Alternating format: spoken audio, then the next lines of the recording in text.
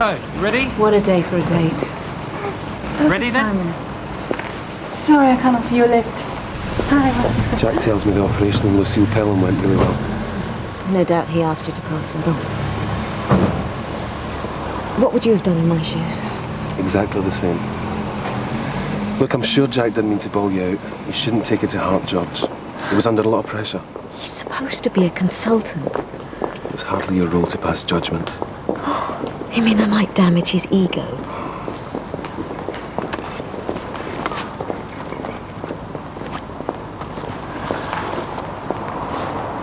Okay. Yeah. You look as though you need a drink. You're telling me. Come on then. No.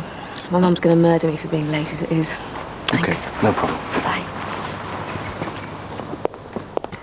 He's so small, Ian. He needs you. So does Esme. He said he can hear. He can. I'm sure. Please wake up, Ian. Ian?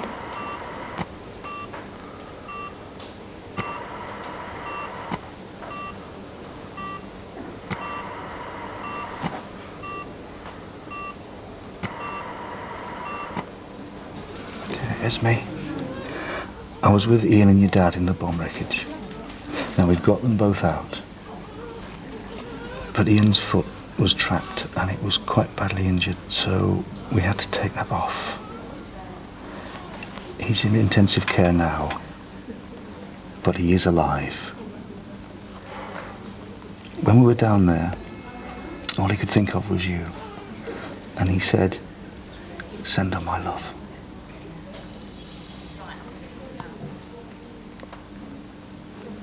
I want to hold him.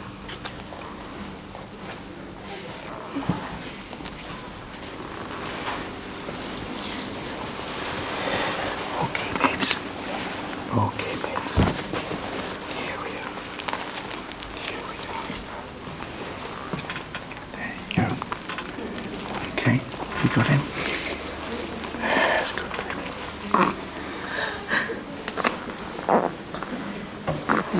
Josh. These are seriously cool, you know. You're not giving me any help here, are you? Did your mum let you pick these out yourself? Or were they going to cost me? That's what I want to know. All right. Anyway, thanks for everything, Jack. Great you getting them okay? You were a tower of strength. Thank you. Pick these out. Wasn't he, Charlie? Yes, absolutely. Look who's coming here. Wow. Designer labels. Well, you saw the state of my clothes. Yes. You weren't worried. A bit. But you knew I had to be at the optician's by noon. Oh,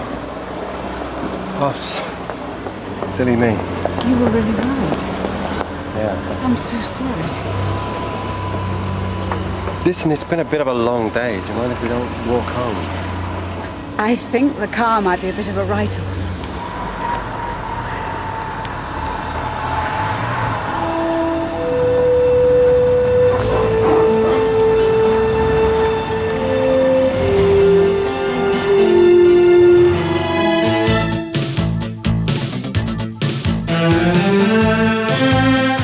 And there's more from the Casualty crew at 8:10 next week on BBC One.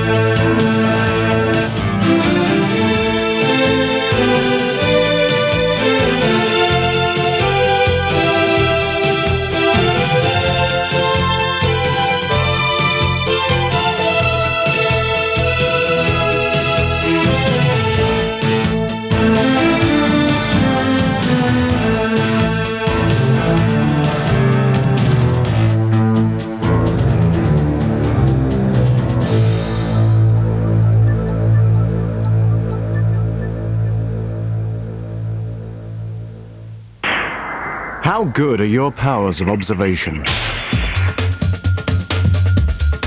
The skills you need to remember the information you are seeing are the skills you can use to make a stand against crime.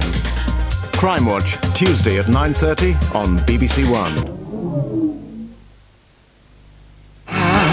Sharks are my favourite. They can smell blood from a quarter of a mile away. That's what David Attenborough says. Many women this century have inspired change. Look at Helen Sharman, the first British woman in space. Colour is everything to me. That's why Hockley has to be my favourite artist. Everyone needs a hero. Gandhi's mine. He was a real ambassador for peace. The Greats. Set your video overnight for new season from BBC Learning Zone, beginning Monday morning on BBC Two. For a really scary night in, why not try BBC Two's Monster Night in full swing right now? Here on BBC One, award-winning comedy from the combination of John Cleese, Jamie Lee Curtis and A Fish Called Wanda in 20 minutes. First on BBC One, the main evening news and sport with Peter Sissons and Helen Rollison. Talks between Orangemen and nationalists seeking to end the deadlock at Drumcree are still going on, with no sign of any agreement. But while go-betweens shuttled between the two sides at offices in Armagh, the Orangemen renewed their application to march along the disputed road tomorrow. Grieving Nigerians bury the opposition hero, Chief Abiola, as a post-mortem confirms his death in custody was natural. And the football star David Ginola tells of his hopes for continuing Diana's work against landmines.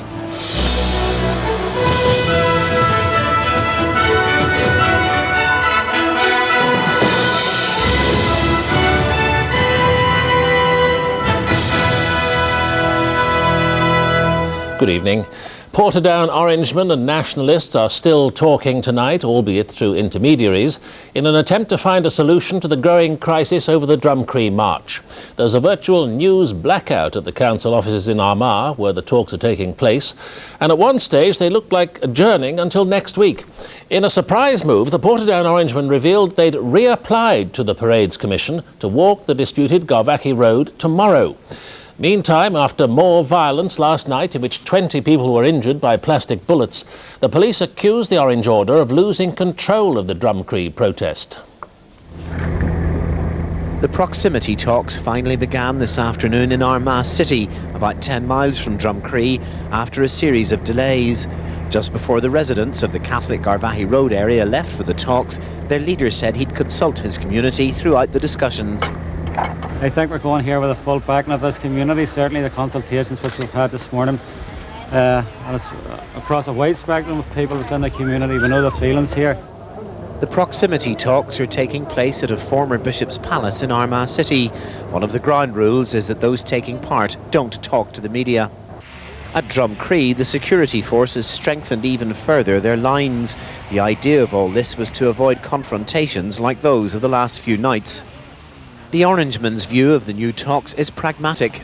Well, I suppose the best way I could describe it is that most people around about here, they're hopeful that they will maybe come and reach some sort of satisfactory outcome of them, but they won't really be surprised if they don't.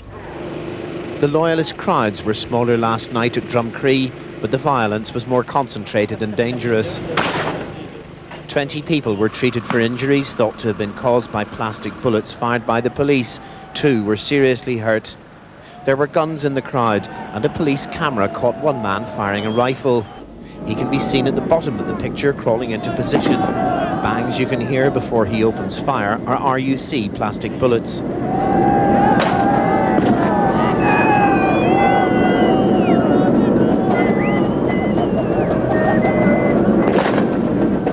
The gunman was picked out by the police lights before he and the group with him ran off.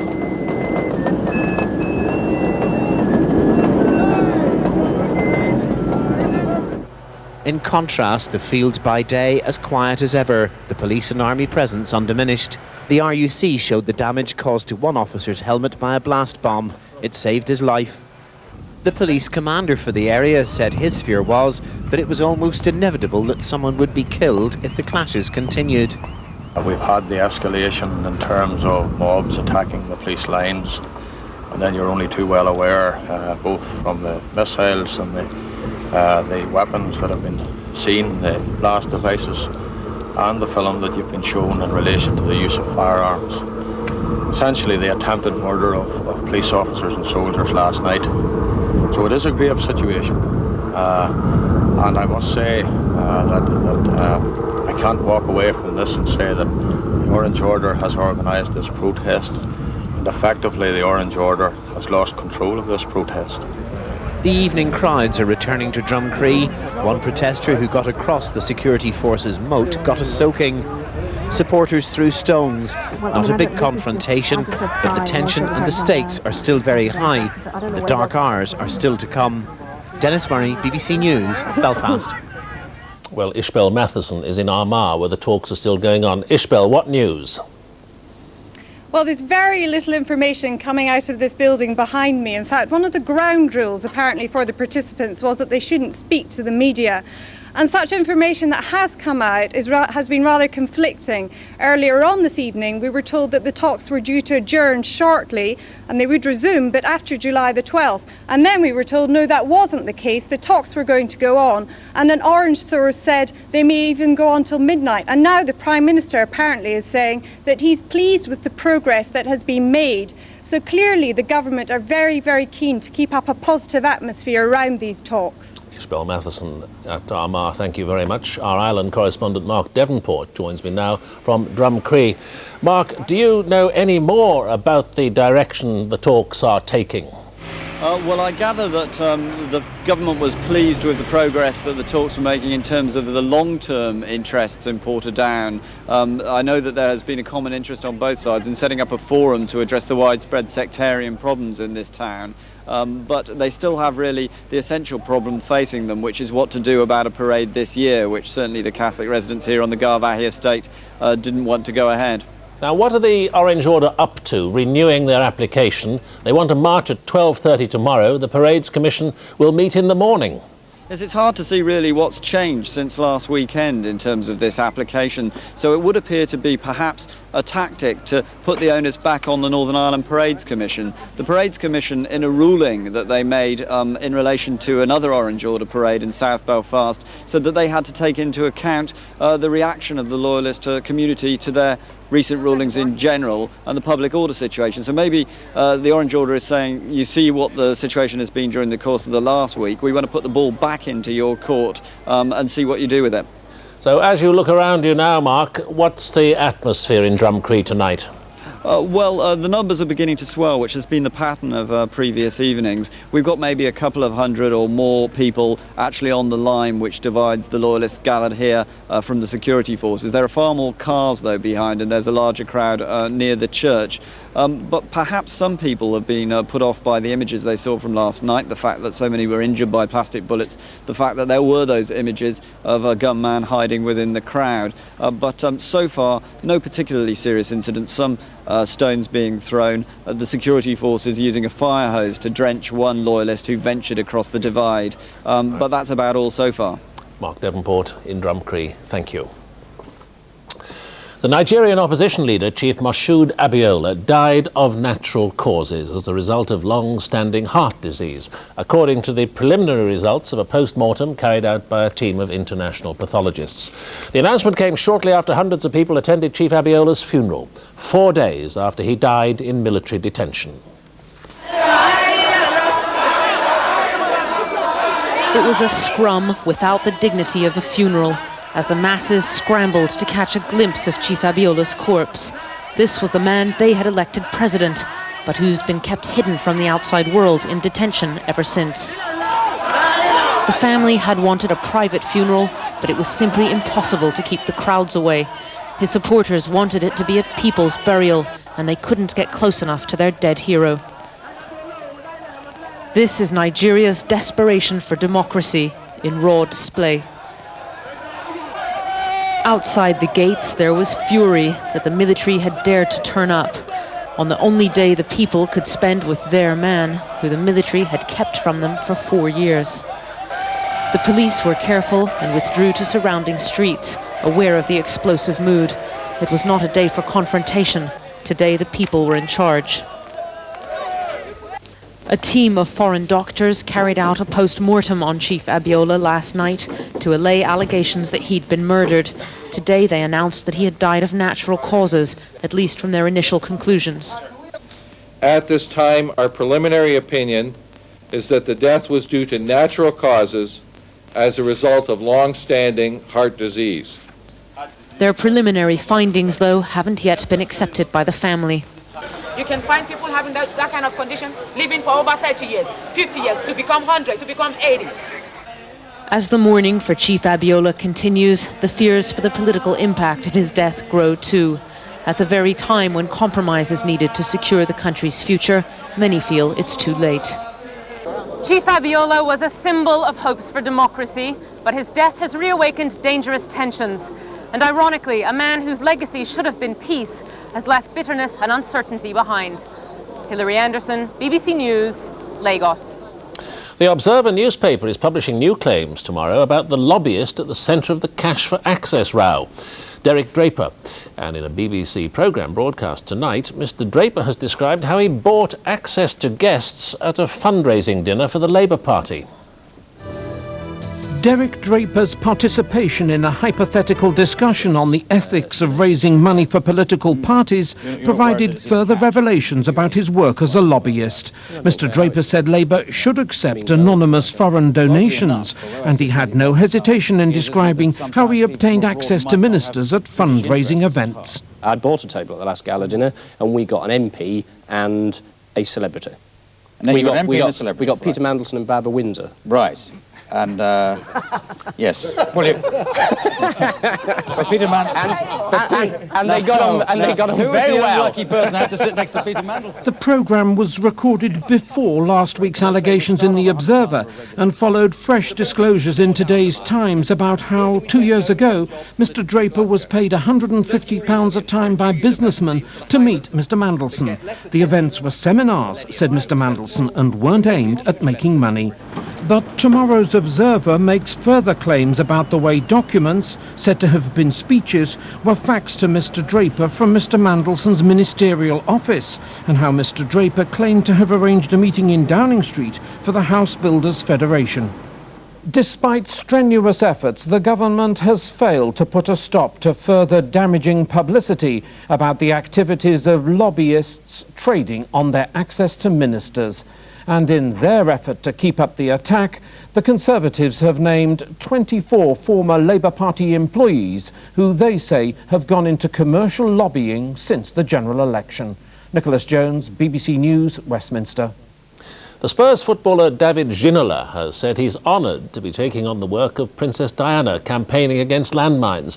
But he said he was not trying to replace the princess. The player has been nominated by the Red Cross as its new ambassador in its efforts to end the use of the anti-personnel devices. David Ginola could so easily have been preparing to play for France in the World Cup final today. Instead, the Tottenham star, left out of the French squad for the tournament, was talking about the much more important humanitarian work in which from now he will play a leading role as a Red Cross ambassador campaigning against landmines. He will be following in the footsteps of the Princess of Wales, whose tireless work in places of real danger like Angola did so much to focus global attention on the pain and misery the weapons cause. Every month, somewhere in the world, landmines kill 800 men, women and children and injure more than 1,000. David Ginola says he knows he can't replace the princess, but he can build on her work. I'm a footballer, I'm a sportsman, and I just want to think about what I can do to help. It's not I got in part of my mind the princess, what she did, the message she gave to the people in the world, around the world, and just, thinking about what I can do for them. This Red Cross film shows how important it is to bring hope to countries where landmines continue to maim children years after the conflicts in which they were planted have ended. It is no easy task, but the football star who wants to use his fame to help others is ready to try. The Red Cross believes its campaigns have already done much to persuade the world of the evils of the manufacture and use of landmines. Now, with the help of David Ginola, it intends to do more to focus global attention on the need to help rehabilitate the many children who are already among the weapons victims. Kevin Connolly, BBC News, Paris. Now, with news of the third and fourth playoff match at the World Cup and the rest of today's sport, here's Helen Rollison. Thank you, Peter. In the World Cup, Croatia have won the third-place playoff match, beating Holland 2-1 in Paris tonight. The streets of Paris have also been full of fans looking forward to tomorrow's World Cup final between France and Brazil. There was only one match of interest for these fans on the Champs-Élysées in Paris tonight.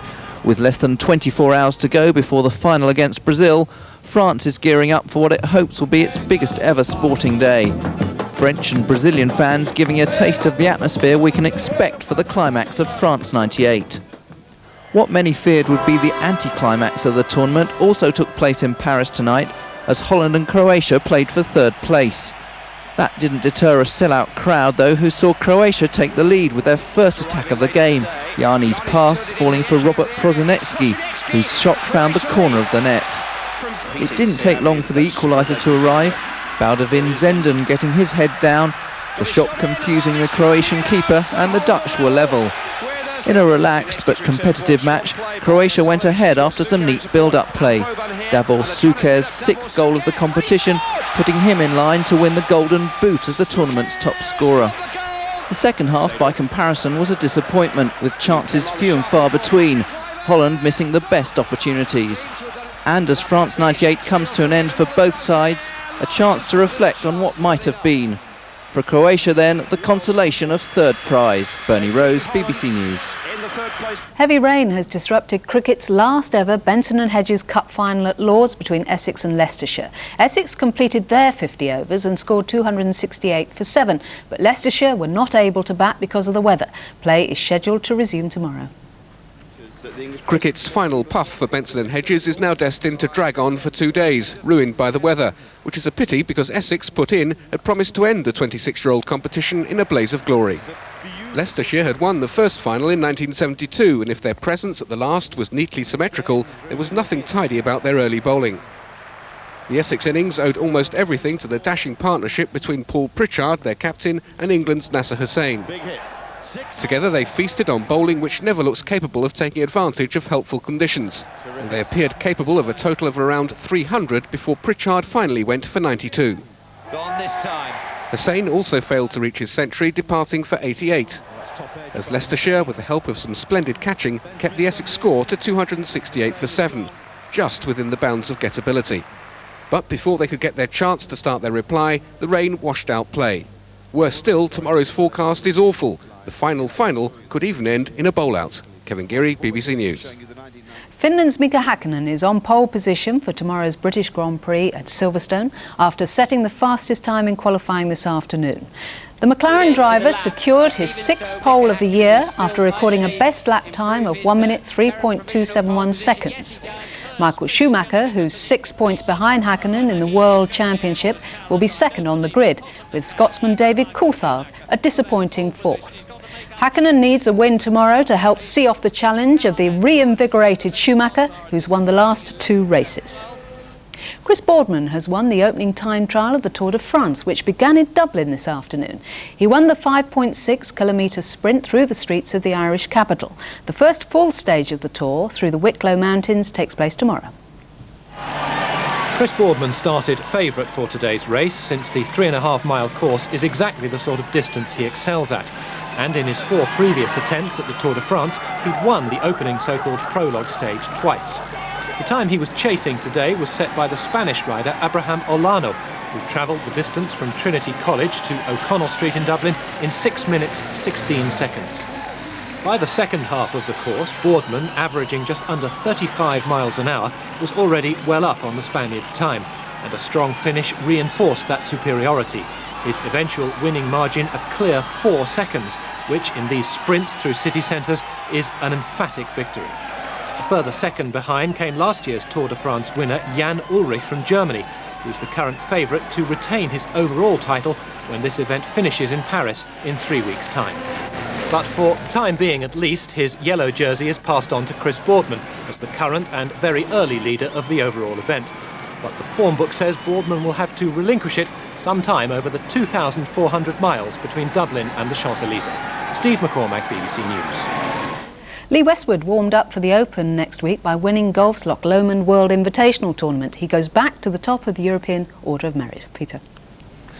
And the main news again tonight. Talks between Orangemen and nationalists are still going on in an attempt to end the growing crisis over the Drumcree march. But there's still no sign of an agreement. That's all from the BBC Newsroom tonight. From Helen and me, good night.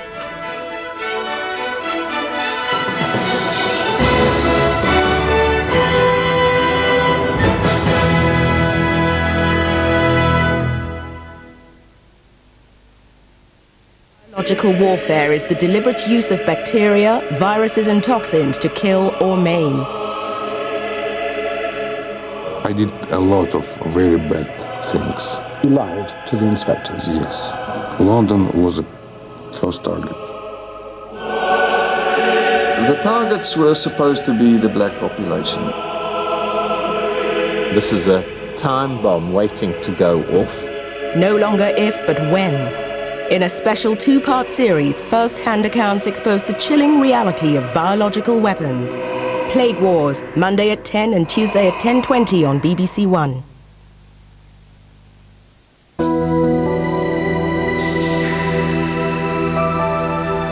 A look at the weather now on BBC One with Michael Fish. Good evening. Still no sign of summer. It was wet today. It's going to be wet again tomorrow and probably very windy to go with it, especially in the south. That was a little area of low pressure that produced today's rain, and we're now waiting for that one to come in from the west. Those winds are going to be picking up later on in the night, the area of low pressure moving across the north. Then the winds swing around to a cooler west to northwesterly direction. And of course, with those winds, we can expect some rough seas as well. Now, we had a lot of rain working its way across the south of the country, quite heavy bursts in places. That's eased off now, but already we're beginning to see the next area of rain just pushing in towards Northern Ireland. So we lose the remnants of that, and then this area of low pressure comes along during the night. Perhaps the rain in the southernmost counties rather light and patchy, but some really heavy stuff setting in across the north.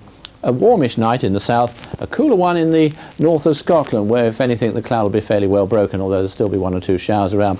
And that's where the brightest weather is going to be tomorrow, just one or two showers. Everywhere else starting off dull and wet, and in places very windy as well.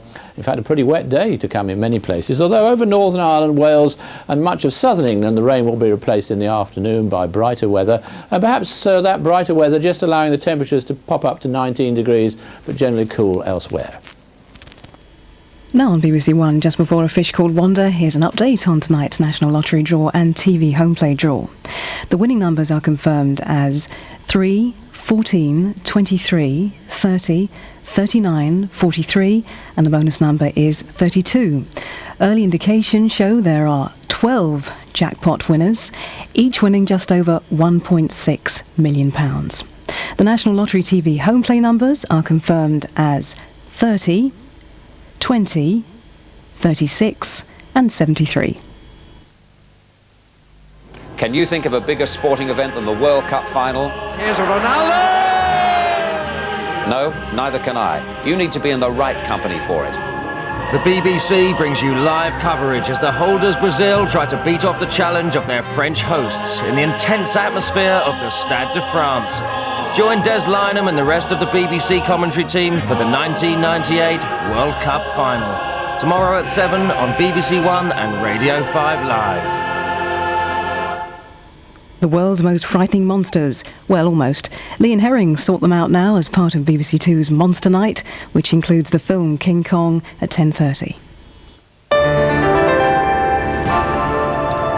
An all-star lineup, including John Cleese, Michael Palin and Jamie Lee Curtis, here on BBC One, starts with a diamond heist going wonky and ends with A Fish Called Wanda.